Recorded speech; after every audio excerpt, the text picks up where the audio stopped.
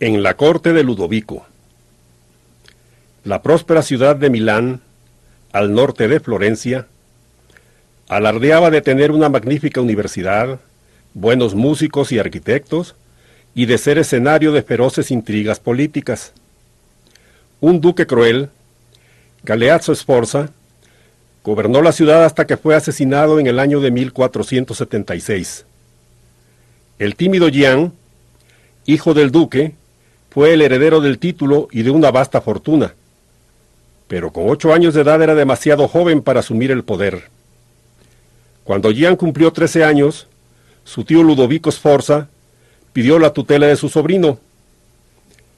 Tomó Milán bajo su poder y gobernó el rico ducado como si de una corte real se tratara, con todo tipo de lujos. Ludovico, empeñado en que ninguna ciudad europea pudiera competir con Milán, y en especial la esplendorosa Florencia, gastó ingentes sumas de dinero para dejar impresionados a los poderosos invitados de su palacio. Bailes de máscaras, grandiosos espectáculos, artistas, magos, joyas, incluso trajes bordados de oro. Ludovico no escatimaba riquezas para darle mayor gloria a Milán. Bajo su mandato, la ciudad se convirtió además en un importante núcleo industrial y comercial. Modernizó la agricultura e introdujo un nuevo cultivo, el arroz. Construyó canales, carreteras, escuelas. Después de su boda, su esposa Beatrice d'Este llevó con ella un gran número de intelectuales y poetas de toda Italia para engrandecer y dar lustre a su corte. En 1482, a los 30 años de edad, Leonardo tuvo la oportunidad de ir a Milán como portador de un regalo de los Medici de Florencia a Ludovico, un bellísimo laúd de plata hecho por el propio Leonardo. Fue ahí donde se planteó que un hombre tan rico y ambicioso podía ser un excelente mecenas para él. Antes de partir, el artista le había enviado una curiosa carta en la que le presentaba sus innumerables talentos. En ella aseguraba ser capaz de construir puentes y de diseñar todo tipo de nuevas armas, fusiles, naves de guerra y grandes cañones. También decía ser capaz de construir edificios públicos y privados capaces de competir con cualquiera en arquitectura. Al final de una larga lista de autoalabanzas, Leonardo añadía: puedo esculpir en mármol y en bronce, o en arcilla, y puedo pintar cualquier cosa tan bien como cualquier otro, sea quien sea. De todas sus capacidades, en principio a Ludovico le interesó sobre todo su talento musical y artístico, además de su ingenio para divertir a las damas y a los señores de la corte. Con motivo de la extravagante boda entre Beatrice y Ludovico, se organizaron mascaradas, espectáculos teatrales, grandes banquetes y conciertos. Trabajó en el evento un gran número de artistas. Leonardo diseñó el vestuario de unos actores que se disfrazaron de salvajes para asustar a las damas, así como unos espectaculares fuegos artificiales que duraron toda la noche. Pero Leonardo tenía planes más ambiciosos. Se sabía que Ludovico deseaba erigir un monumento a la memoria de su padre, legendario general, una estatua de bronce del militar montado en su caballo. Al final de su extraordinaria carta a Ludovico, Leonardo había escrito: aún más, podría realizar el caballo de bronce para la inmortal gloria y el eterno honor de su señor padre. Paradiso y el gran caballo. Tras varios años presentando bocetos y proyectos, Leonardo consiguió por fin el encargo de realizar la estatua honorífica del general Sforza.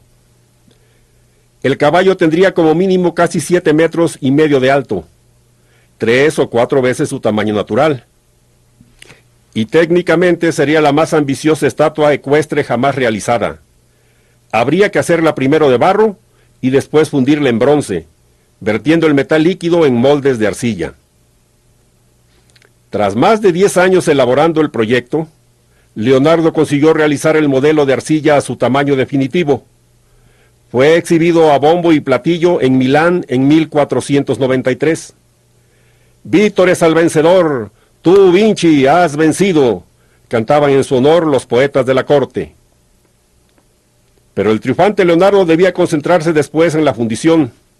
Titánica tarea, ya que para hacer el gigantesco monumento se requerían 80 toneladas de bronce. Ludovico consiguió reunir el metal necesario para la escultura, pero cuando surgió la amenaza de una guerra contra Francia, decidió que el arte bien podía esperar. El bronce reservado para el caballo fue fundido de nuevo para hacer cañones.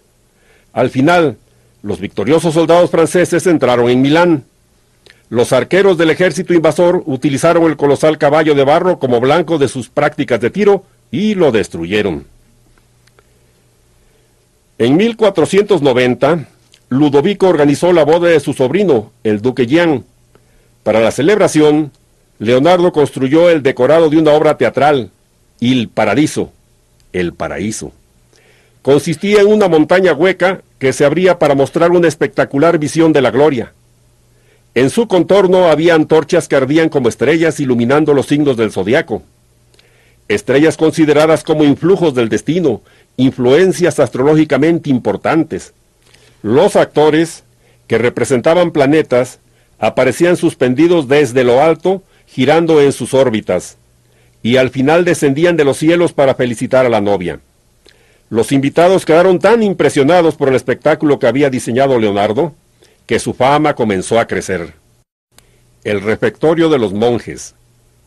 En 1495, cuando Leonardo aún estaba inmerso en la creación del monumento, Ludovico le encargó que pintase una de las paredes del refectorio de la iglesia de Santa María delle Grazie. Se trataba del comedor de un monasterio de Milán en el que vivía una comunidad de monjes.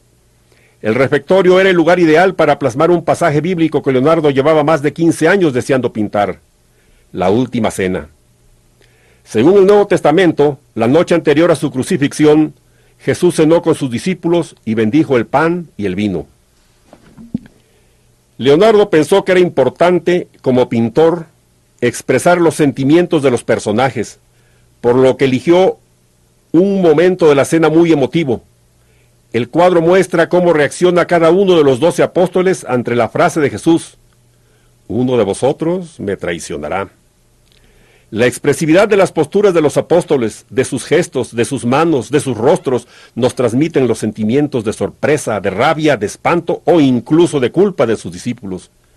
La capacidad de Leonardo para reflejar tan grandes pasiones convierte una escena que podía ser puramente costumbrista en un acontecimiento realmente único. Su talento, su gran imaginación y sus amplios conocimientos de perspectiva hicieron que el fresco, de 4.20 metros de alto por 9 de ancho, pareciese una prolongación del comedor.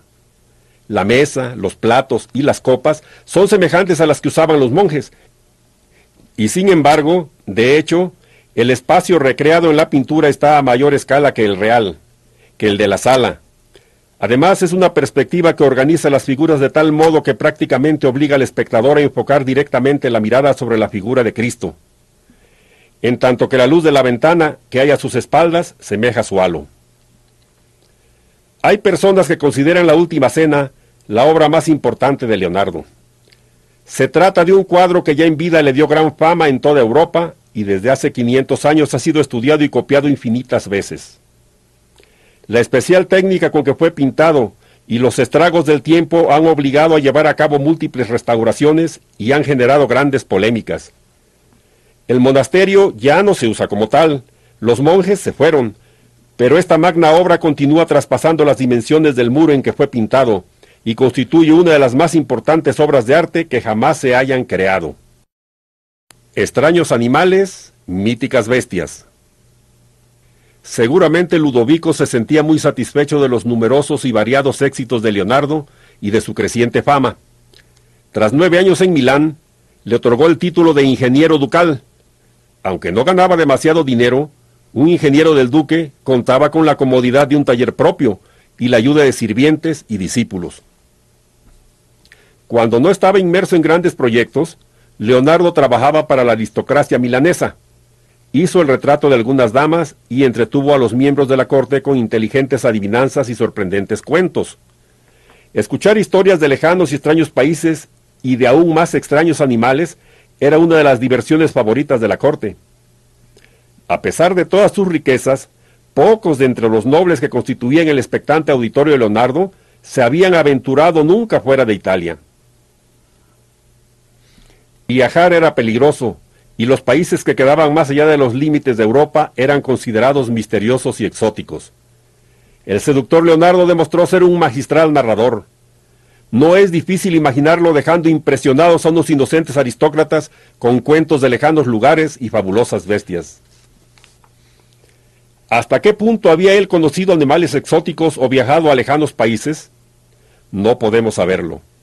En 1513, mientras trabajaba para el Papa León X en Roma, Leonardo sí pudo haber visto algún animal exótico en el zoológico del Vaticano.